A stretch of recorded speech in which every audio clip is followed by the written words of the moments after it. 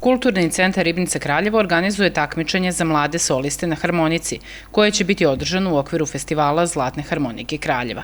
Za takmičenje se mogu prijaviti svi zainteresovani harmonikaši iz Republike Srbije i dijaspore uzrasta od 16 do 25 godina. Pravo da se prijave imaju svi građani, odnosno ljudi koji imaju od 16 do 25 godina, znači svi mladi solisti. Takođe, stručni žiri će ocenjivati takmičare.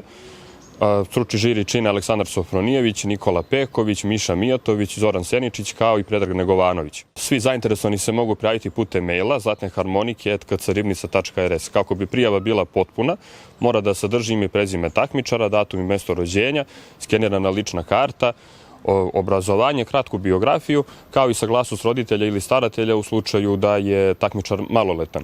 Takođe, rok za prijavu je do 22. jula.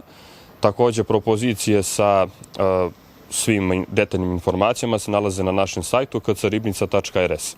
Harmonika je danas vrlo zastupljen instrument u muzičkim školama, ne samo u Srbiji, već i širom sveta, a Kraljevo je grad koji može da se pohvali da je iznedrio mnoga velika imena u svetu muzike, posebno virtuoza na harmonici. Zato je ovo takmičenje za mlade ljude koji vole ovaj instrument veoma važno. Ovo je odlična prilika da mladi harmonikaši pokažu svoj talenat, steknu neko novo iskustvo, da nastupe na festivalu koji je jedan od najmlađih u Srbiji, ali koji polako zauzima mesto na samom vrhu i postaje jedan od naših najznačajnijih manifestacija kad je harmonika u pitanju.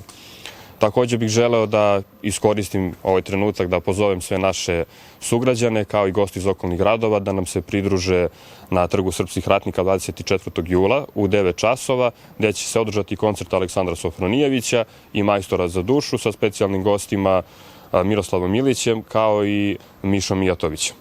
Takmičenje će se održati u četvrtak 23. jula u 18 časova u svečanoj sali Gradske uprave. Tom prilikom stručni žiri dodelit će 3 nagrade. Prvonagrađeni učesnik dobit će priznanje Novice Negovanović, novčanu nagradu, kao i snimanje jednog narodnog kola u studiju Aleksandra Sofronijevića, dok su druga i treća nagrada novčana.